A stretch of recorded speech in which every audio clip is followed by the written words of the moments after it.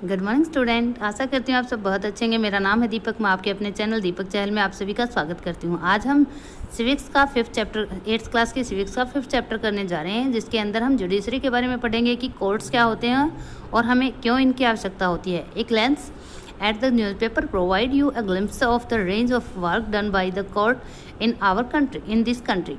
अगर हम सुबह सुबह न्यूज़पेपर देखते हैं तो उसमें बहुत सारी ऐसी न्यूज़ हमें प्रोवाइड की जाती हैं जिसमें दिखाया गया है कि कोर्ट क्या कर रहा है या फिर कोर्ट के जो काम है उनकी झलक हमें मिल जाती है। But can you think that why we need these courts. लेकिन क्या आप समझते हैं कि हमें इन कोर्ट्स की आवश्यकता क्यों होती है। As you have read in unit 2, जैसा कि हम 2nd यूनिट में पढ़ चुके हैं। इन इंडिया के अंदर we have the rule of law. हमारी इंडिया के अंदर क्या है, रूल किसका है, लॉ का है। That means that law apply equally to all person. इसका मतलब ये है कि लॉ को इक्वली अप्लाई किया जाता है सभी पर्सन के ऊपर। And a certain set to of fix producers need to be followed. और एक सर्टेन सेट होता है जो हमें फॉलो करना होता है, जिनको हमें पालन करना होता है, ठीक है। To be and when the law was violated, जब लॉ को वायलेशन हो जाता है तो भी हमें एक सर्टेन सेट के थ्रू ही हमारा जो प्रोसेस होता है उसको आगे बढ़ाना होता है। To enforce this rule of law, इन जो लॉ के नियम हैं उनको इन्फोर्स करने के लिए we have the judicial system. हमारा एक जुडिशियल सिस्टम है। That consist the mechanism of courts, जिसके अंदर बहुत सारे कोर्ट्स होते हैं। कोर्ट्स का मैकेनिज्म होता है। That a citizen can approach when the law is violated. वो तब अपनाया जाता है जब किसी भी सिटीजन को लगे कि उसके जो राइट हैं या उसके जो लॉ हैं उनको तोड़ा जा रहा है। As an organ of the government, जैसा कि जुडिशरी सिस्टम जो है वो एक ऑर्गन है हमारी डेमोक्रेसी का, हमारी गवर्नमेंट का। The judiciary play an crucial role in the functioning of India's democracy. Judiciary जो है हमारे देश की, वो एक क्रूशियल रोल प्ले करती है इंडिया की डेमोक्रेसी के फंक्शन के अंदर। It can play this role only because it is independent. और ये रोल सिर्फ इसीलिए निभा पा रही है क्योंकि ये इंडिपेंडेंस होती है। What does an independent judiciary means. तो इंडिपेंडेंट जुडिशरी का आप क्या समझते हो कि क्या मीनिंग होता है। Is there any connection between the court and in your area and the supreme court in New Delhi, कि क्या जो आपके यहाँ पर जो छोटे कोर्ट हैं, आपके एरिया के अंदर जो कोर्ट है उसका और जो सुप्रीम कोर्ट है उसका आपस में कनेक्शन होता है कि नहीं। In this chapter we will find answer of these question. इस चैप्टर के अंदर हम इन्हीं क्वेश्चंस के आंसर पता करने की कोशिश करेंगे, ठीक है। तो यहाँ हम देखते हैं बच्चों, what is the role of the judiciary, कि जुडिशरी का क्या रोल होता है हमारी सोसाइटी के अंदर, हमारी डेमोक्रेसी के अंदर। Courts take decision on a very large number of issues. Court बहुत सारे इश्यूज पर डिसीजन लेते हैं। They can decide that no teacher can beat a student. वो डिसाइड कर सकते हैं कि कोई भी टीचर किसी स्टूडेंट को बीट नहीं कर सकता। और about the sharing of river water between state, और 2 स्टेट के अंदर कोई वाटर डिस्प्यूट है तो उसको भी वो रिजोल्व कर सकते हैं। और they can punish people for particular crime, और वो लोगों को पनिश भी कर सकते हैं किसी पर्टिकुलर क्राइम के लिए। ब्रॉडली स्पीकिंग, अगर हम मोटे रूप में देखें, अगर हम ब्रीफली देखें इस चीज़ को, the work that the judiciary does can be divided into the following. जो जुडिशरी काम करती है उसको हम आगे दिए गए पॉइंट्स में डिवाइड कर सकते हैं। डिस्प्यूट रिजोल्यूशन, सबसे पहले जो इम्पोर्टेंट काम होता है वो डिस्प्यूट को रिजोल्व करने का होता है। The judicial system provide a mechanism for resolving dispute between citizen. जो जुडिशरी सिस्टम होता है वो एक ऐसा मैकेनिज्म प्रोवाइड करती है जिसके द्वारा हम रिजोल्व कर सकते हैं डिस्प्यूट को। किस किस के अंदर, बिटवीन सिटीजन्स के अंदर, between citizen and the government और सिटीजन के अंदर कोई डिस्प्यूट है तो उसको हल किया जा सकता है। बिटवीन 2 गवर्नमेंट, स्टेट गवर्नमेंट, अगर 2 स्टेट के बीच में, गवर्नमेंट के बीच में किसी भी तरह का डिस्प्यूट है तो उसको भी समाधान किया जा सकता है। And between the centre and the state government, और सेंट्रल और स्टेट गवर्नमेंट के अंदर अगर कोई डिस्प्यूट है तो उसको भी रिजोल्व किया जा सकता है हमारे जुडिशरी सिस्टम के द्वारा। जुडिकल रिव्यू का मतलब होता है जब किसी भी तरह का कोई ऐसा कानून बना दिया जाता है पार्लियामेंट के द्वारा जिसमें ऐसा लगे कि ये जो हमारे बेसिक कॉन्स्टिट्यूशन है उसमें उसके साथ छेड़छाड़ हो रहा है या फिर उसकी वायलेशन हो रही है, उसको जुडिशियल रिव्यू बोला जाता है बच्चों। As a final interpreter of the constitution the judiciary, जैसा कि हम जानते हैं कि जो लास्ट इंटरप्रेटर है, मतलब जो सबसे ज़्यादा डिफाइन कर सकता है हमारे कॉन्स्टिट्यूशन को, वो पावर किसके पास है? हमारे जुडिशरी सिस्टम के पास है। The judiciary also has the power of strike down particular laws, किसी भी पर्टिकुलर लॉ को स्ट्राइक डाउन कर सकता है, ख़त्म कर सकता है, उसके पास ये पावर होती है। पास्ड बाय द पार्लियामेंट, जो पार्लियामेंट के द्वारा बिल पास किया गया और उसको एक्ट बनाया गया, उसको भी वो क्या कर सकता है? ख़त्म कर सकता है। If it believes that there is the violation of the basic structure of the constitution, अगर वो ये समझे कि जो ये कानून बनाया गया है, ये जो बेसिक स्ट्रक्चर है हमारे कॉन्स्टिट्यूशन का, उसका वायलेशन कर रहा है, तो वो किसी भी एक्ट को क्या कर सकता है? ख़त्म कर सकता है। This is called judicial review, इसी को जुडिशियल रिव्यू कहा जाता है। Upholding the law and enforce fundamental rights, वो लॉ को अपहोल्ड करके रखता है और हमारे जो फंडामेंटल राइट्स हैं उनको एनफोर्स करता है equally. Every citizen of India can approach the supreme court और द हाई कोर्ट, कोई भी हमारे देश का नागरिक सुप्रीम कोर्ट या हाई कोर्ट में जा सकता है। इफ़ दे बिलीव, अगर वो सोचें, अगर वो विश्वास करें that their fundamental right have been violated, कि उनके फंडामेंटल राइट का उल्लंघन हो रहा है, तो वो सुप्रीम कोर्ट या हाई कोर्ट में जा सकते हैं। फॉर एग्जाम्पल के लिए in the class 7th book, class 7th की जो बुक पढ़ी थी आप लोगों ने, उसमें पढ़ा था यू रीड अबाउट हाकिम शेख, उसमें आपने हाकिम शेख के बारे में पढ़ा था। एंड एग्रीकल्चर लेबरर, जो एक एग्रीकल्चरल लेबरर था, who fall from the running train, जो एक चलती हुई ट्रेन से गिर गए थे, एंड इंजर्ड हिमसेल्फ, और उनको चोट लग गई थी। And those condition got worse because several hospital refuse to admit him, और उनकी जो सिचुएशन थी, कंडीशन थी, वो तब वर्स हो गई जब बहुत सारे हॉस्पिटल्स ने उनको एडमिट करने से मना कर दिया था। ऑन हियरिंग दिस केस, इनकी इस केस की हियरिंग में the supreme court ruled that article 21, supreme court ने क्या रूल किया, क्या नतीजा निकाला कि जो आर्टिकल 21 है, which provide every citizen the fundamental right of life, जिसके अंदर प्रत्येक जो नागरिक होता है उसको फंडामेंटल राइट ऑफ लाइफ का राइट होता है। Also include the right of health, उसी के अंदर इंक्लूड किया जाता है राइट ऑफ हेल्थ को। It therefore directed that the West Bengal government to pay compensation, तो ये डिसीजन लिया गया कि जो गवर्नमेंट है वेस्ट बंगाल की, उनको कंपनसेशन देनी पड़ेगी उनको for the loss of suffered, क्योंकि उन्हें बहुत सारा सफ़र करना पड़ा, as well as to come up with the blueprint for primary health care with particularly reference to treatment the patient during an emergency. और ये भी एक ब्लूप्रिंट तैयार किया गया कि जो प्राइमरी हेल्थ केयर से है उनको पर्टिकुलरली ट्रेन किया जाए, ताकि इस हालात में जो पेशेंट हैं उनको किस तरह से ट्रीट किया जाए। ये कब का कौन सा केस था? पश्चिम Bengal Khet Mazdoor Samiti versus State of West Bengal 1996 में जो पास किया गया था, उसी के अंडर ये चीज़ें हुई थी। आप लोगों को पता है बच्चों, जो हाकिम शेख थे वो कौन थे? पश्चिम बंगाल खेत समिति मजदूर समिति जो संघ है उनके हेड थे, ठीक है। तो इसीलिए ये उनका केस था और उसमें इस तरह से उन्होंने अपने जो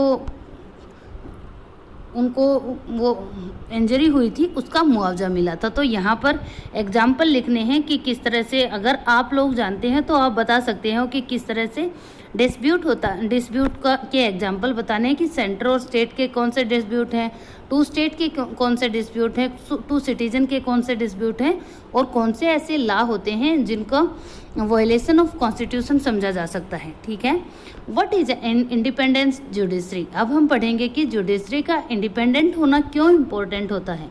इमेजिन ए सिचुएशन, एक ऐसी सिचुएशन को इमेज करो in which a powerful politician has encourage of on land belong to your family, जिसके अंदर एक पावरफुल पॉलिटिशियन जो है वो क्या करता है, आपके फैमिली की लैंड को छीन रहा है आपसे within his judicial system. अगर judicial system the politician has the power to appoint, अगर उसके अंदर पॉलिटिशियन को ये पावर होगी कि वो अपॉइंट कर सकता है और डिसमिस अ जज, और डिसमिस कर सकता है किसी जज को फ्रॉम हिज ऑफिस, उसके ऑफिस से।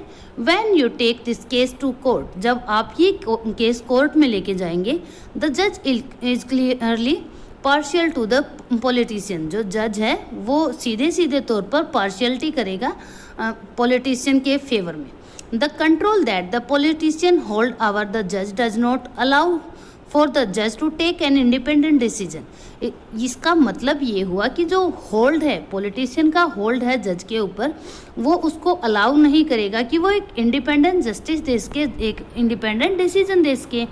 This lack of independence would force the जज to make all judgement in the favour of politician. और ये जो इंडिपेंडेंस की कमी है जज की पावर के अंदर, वो उस जज को फोर्स करेगा कि वो किसके फेवर में डिसीजन दे, पॉलिटिशियन के फेवर में डिसीजन दे। Although we often hear of a rich and powerful person in India trying to influence the judicial process, यद्यपि हमने बहुत बार सुना है कि रिच पर्सन और पावरफुल जो पर्सन होते हैं वो ट्राई करते हैं कि वो इन्फ्लुएंस कर सके जुडिशियल प्रोसेस को। The Indian constitution protect against the kind of situation by providing for the independence of judiciary. हमारा जो भारतीय संविधान है, उन्होंने इसी चीज़ से, इसी सिचुएशन से बचने के लिए क्या किया है, हमारी जुडिशरी सिस्टम को इंडिपेंडेंस प्रोवाइड की है।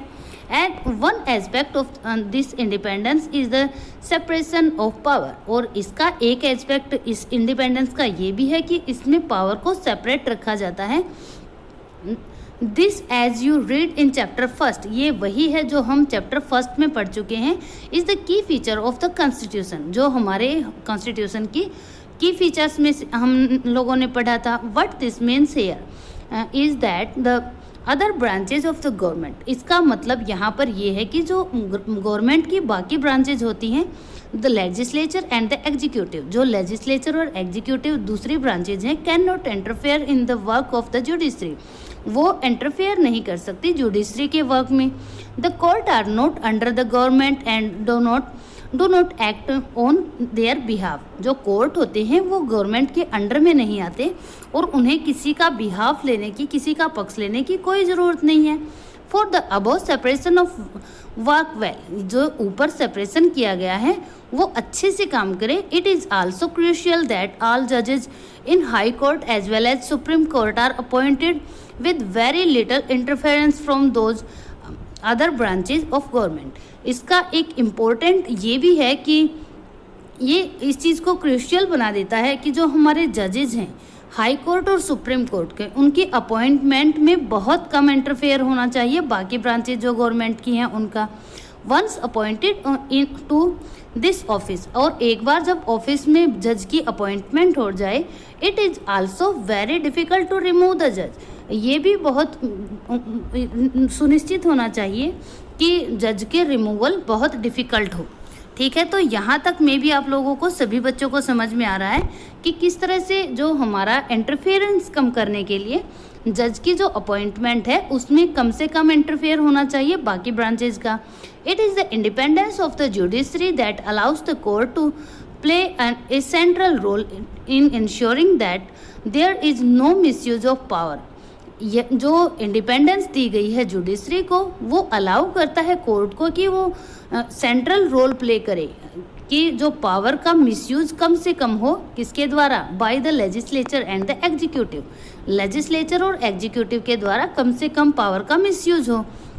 It also play a crucial role in protecting the fundamental right of citizen, और ये एक इम्पोर्टेंट रोल प्ले करता है जब फंडामेंटल राइट के प्रोटेक्शन की बात आती है सिटीजन्स की। Because anyone can approach the court if they believe that their right has been violated. क्यों? क्योंकि जो सिटीजन हैं वो कोर्ट में जा सकते हैं जब उन्हें ऐसा लगे कि उनके राइट को वायलेट किया जा रहा है।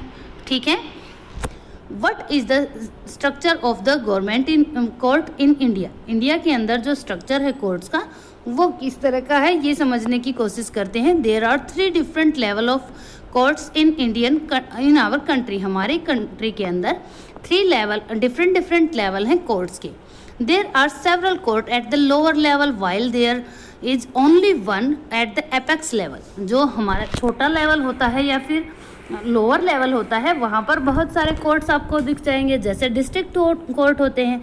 लेकिन जो एपेक्स लेवल होता है, सबसे ऊपर का लेवल होता है, वहाँ पर आपको एक ही कोर्ट देखने को मिलेगा जिसको हम सुप्रीम कोर्ट बोलते हैं। The court that most people interact with are what are called subordinate और डिस्ट्रिक्ट कोर्ट। जहाँ पर बहुत सारे लोग आते जाते हैं और बहुत सारे लोग उसके साथ इंटरेक्ट करते हैं, वो कौन से कोर्ट होते हैं? सबॉर्डिनेट या फिर डिस्ट्रिक्ट कोर्ट होते हैं। मतलब हमें जो कोई काम करवाना होता है तो हम डिस्ट्रिक्ट कोर्ट में जाते हैं, ना कि सीधे सुप्रीम कोर्ट में। There are usually at the district, वो यूजुअली कहाँ पर होते हैं? डिस्ट्रिक्ट के अंदर होते हैं और तहसील लेवल या फिर तहसील लेवल पर होते हैं, और इन द टाउन या फिर वो टाउन्स में होते हैं। And they hear many kind of cases, और उनमें बहुत तरह के केसेज की हियरिंग होती है, वहाँ पर उनकी सुनवाई होती है। Each state is divided into district that are presided by the district जज। जो हमारे स्टेट होते हैं उसमें अलग अलग डिस्ट्रिक्ट होते हैं और उनमें प्रिसाइड कौन करता है? डिस्ट्रिक्ट जज करता है। Each state had high court, जो जिन स्टेट्स के अंदर हाई कोर्ट होता है, which is the highest court in that state, वो उस स्टेट की सबसे बड़ा कोर्ट होता है। तो देखो बच्चों, यहाँ पर आपको समझने की ज़रूरत है कि हर स्टेट के अंदर नहीं होता, जिस स्टेट के अंदर होता है उसमें सबसे बड़ा कोर्ट कौन सा होता है? हाई कोर्ट होता है एक स्टेट के अंदर। At the top of the supreme court, सबसे ऊपर जो टॉप पर है वो कौन सा है? सुप्रीम कोर्ट है। That is located in New Delhi, जो कहाँ पर है? नई दिल्ली के अंदर है। And is presided by the chief justice of India, और उसके ऊपर किसका अधिकार होता है? चीफ जस्टिस ऑफ इंडिया का अधिकार होता है। The decision made by the supreme court are bind on all other courts in India. जो डिसीजन सुप्रीम कोर्ट के द्वारा लिए जाते हैं वो सभी जो नीचे वाले कोर्ट हैं उन पर लागू होते हैं। तो इसमें स्ट्रक्चर दिखाया गया है कि किस तरह से हमारे देश के कोर्ट्स का स्ट्रक्चर है। तो यहाँ पर आप लोअर लेवल में क्या भरोगे, क्या डालोगे बच्चों? District court. जो सेकंड लेवल है वहाँ पर हाई कोर्ट, और जो एपेक्स लेवल है वहाँ पर सुप्रीम कोर्ट। ठीक है, तो यहाँ पर हम आगे देखते हैं बच्चों। Are this different level of the courts connected to each other, क्या ये जो डिफरेंट लेवल पर कोर्ट हैं ये क्या एक दूसरे से जुड़े हुए हैं या फिर अलग अलग काम करते हैं, इंडिपेंडेंटली काम करते हैं? तो हम इसी चीज़ को जानने की कोशिश करेंगे। यस दे आर, हाँ वो एक दूसरे के साथ इंटर कनेक्टेड हैं। In India we have an integrated judicial system, हमारे देश का एक इंटीग्रेटेड जुडिशियल सिस्टम मतलब गुथा हुआ सिस्टम है। मीनिंग दैट, इसका मीनिंग ये है कि the decision made by the higher court, जो हायर कोर्ट के द्वारा डिसीजन लिया जाता है, are bind on the lower court, वो बाइंड ऑटोमेटिकली बाइंड हो जाते हैं लोअर कोर्ट के ऊपर। Another way to understanding this integration is through the appellate system that exist in India. इसका हम दूसरे तरीके से समझना चाहें तो जो अपील का सिस्टम होता है इंडिया के अंदर जो एग्जिस्ट करता है उसके थ्रू हम समझ सकते हैं। This means that a person can appeal to the higher court if they believe that the judgment pass by the lower court is not just. अगर किसी पर्सन को लगे कि उसके जो छोटे कोर्ट के द्वारा उसके लिए जस्टिस किया गया है वो उन्हें सही से जजमेंट नहीं हुआ है, तो वो क्या कर सकता है? अपील कर सकता है एक हायर कोर्ट के अंदर। हायर कोर्ट का मतलब समझते हो ना बच्चों?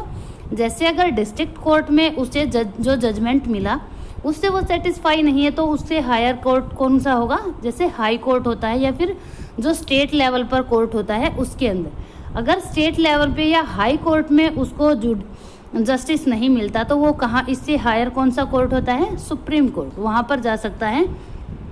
Let's understand what we mean by the appellate system by tracking a case. हाँ, हम जानने की कोशिश करते हैं कि जो ये अपीलेट सिस्टम होता है ये किस तरह से होता है, जो हम आगे देखेंगे। स्टेट और जो लक्ष्मी कुमार एंड अदर्स का केस था उसके बारे में हम देखते हैं। जो लोअर कोर्ट ने ऑर्डर पास किया था उसको किस तरह से अपील की गई बार बार बड़े कोर्ट्स के अंदर। इन फरवरी 1980 की फरवरी के अंदर Lakshmi Kumar married 20 years old Sudha Goyal. Lakshmi Kumar की शादी 20 साल की सुधा गोयल के साथ हुई थी। And they lived in the flat in Delhi with Lakshman's brother and their family. वो एक फ्लैट के अंदर रह रही थी दिल्ली के अंदर ही, जो लक्ष्मण के ब्रदर और उनकी फैमिली के साथ रहते थे। ऑन 2 दिसंबर 1980, जो 2 दिसंबर 1980 की बात है, Sudha died in hospital due to burning. Sudha की मौत हो जाती है बर्निंग के काम, वो जली हुई थी इसलिए। Her family filed a case in court. उसकी फैमिली ने, सुधा की फैमिली ने एक कोर्ट के अंदर एक केस फाइल किया। When this court was heard in the trial court. जब हियरिंग हुई उस कोर्ट की ट्रायल कोर्ट के अंदर, मतलब जो सबसे छोटे लेवल का कोर्ट होता है उसके अंदर, 4 of his neighbours were called in as witness. उनके 4 नेबर्स को बुलाया गया एज ए विटनेस, गवाही देने के लिए।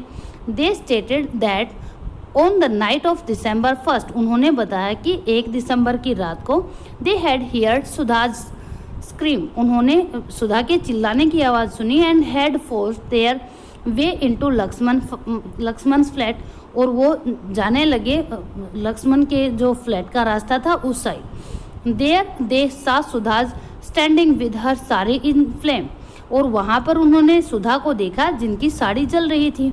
The executing the fire bye wrapping Sudha's in a gunny bag और एंड ए ब्लैंकेट। उन्होंने जो फायर थी उसको कैसे वाप किया, कैसे ख़त्म किया, सुधा को बोरी से और जो ब्लैंकेट है उससे ढककर। Sudha told them that her mother in law, Sudha ने बताया कि जो उनकी मदर इन लॉ थी जिनका नाम क्या था, Shakuntala, had poured kerosene oil on her, उन्होंने उसके ऊपर केरोसिन ऑयल डाला है। And that her husband Lakshman had lit the fire, और उनके हस्बैंड लक्ष्मण ने उनको आग लगाई है ड्यूरिंग द ट्रायल के दौरान। तो देखो बच्चों, ये जो स्टोरी है ये दिल्ली की है। वहाँ पर आप लोग समझ गए होंगे कि किस तरह से सुधा को शायद ड्योरी के लिए इस तरह से मिसट्रीट किया जा रहा था या फिर उनको बर्न किया जा रहा था, कि जो मेंबर ऑफ सुधाज फैमिली, जो सुधा की फैमिली के मेंबर थे, and neighbour said that the Sudha has been subjected to torture by her in-laws and that were demanded more cash, a scooter and a fridge on the birth of the first child। जो सुधा की family और neighbours थे उनका ये statement था कि सुधा एक subject बनी है, एक टॉर्चर का सब्जेक्ट बनी है, जो उनके इन-लॉज के द्वारा टॉर्चर किया जा रहा था।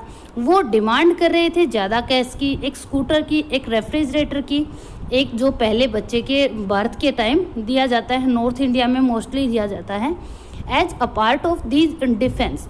और इसी डिफेंस का एक पार्ट ये था, Lakshman and his mother stated that Sudha's sari, जो दूसरा एस्पेक्ट है वो ये है कि लक्ष्मण और उसकी मदर बता रही थी कि जो सुधा की साड़ी थी हैज़ एक्सीडेंटली कॉट फायर, उसको एक्सीडेंटली फायर लग गई थी, while she was heating milk, जब वो मिल्क उबाल रही थी या मिल्क को हिट कर रही थी।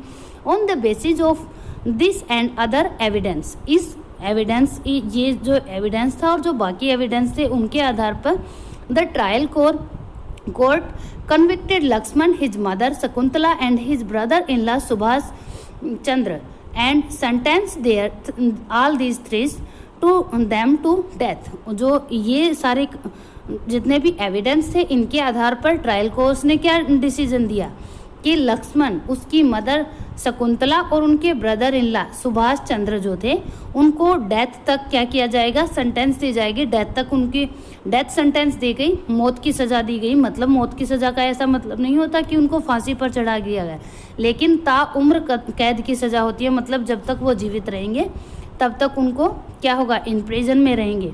इन नवंबर 1983 में क्या हुआ, the 3 accused went to high court. जो तीनों के तीनों एक्यूज थे उन्होंने हाई कोर्ट में अपील की, to appeal against the verdict of the trial court. जो ट्रायल कोर्ट का वर्डिक्ट आया था, जो फैसला आया था, उसके खिलाफ उन्होंने क्या किया, अपील लगाई। The high court after hearing the argument of all the lawyers, जो हाई कोर्ट था उसने सभी लॉयर्स की आर्ग्यूमेंट सुनने के बाद डिसाइडेड दैट, यह डिसाइड किया कि Sudha had died due to an accidental fire, कि जो सुधा की मौत हुई है वो एक एक्सीडेंटल फायर की वजह से हुई है, cause by the kerosene stove, और जिसका कारण क्रॉसिन स्टोव था। Lakshman, Shakuntala and Subhash Chandra was acquitted, और जो सुभाष चंद्र, शकुंतला और लक्ष्मण थे उनको एक्यूट कर दिया गया, उनको छोड़ दिया गया। You may remember the photo essay on the women's movement in your class 7th book. आप लोगों को याद होगा, वो फोटोज याद होंगे जो वुमेन्स मूवमेंट के टाइम के थे। क्लास 7th की बुक में you read about how in the 18th, आप लोगों को याद होगा कि 1980s का जो दौर था, women's group across the country spoke out against the dowry death. उसमें जो लोग, औरतों का ग्रुप था, वो क्या कर रहे थे, फ्रिक्वेंटली ये कह रहे थे कि ड्यूरी डेथ हो रही हैं, उनके खिलाफ वो आवाज़ उठा रहे थे। They protested against the failure of court to bring these cases to justice. वो बार बार ये कर रहे थे कि जो फेलियर है कोर्ट का, इन ऐसे जो केस होते हैं उनमें वर्डिक्ट अच्छे से नहीं दिए जाते, जो जस्टिस है उसको अच्छे से नहीं दिया जाता। The above high court judgment deeply troubled women and they held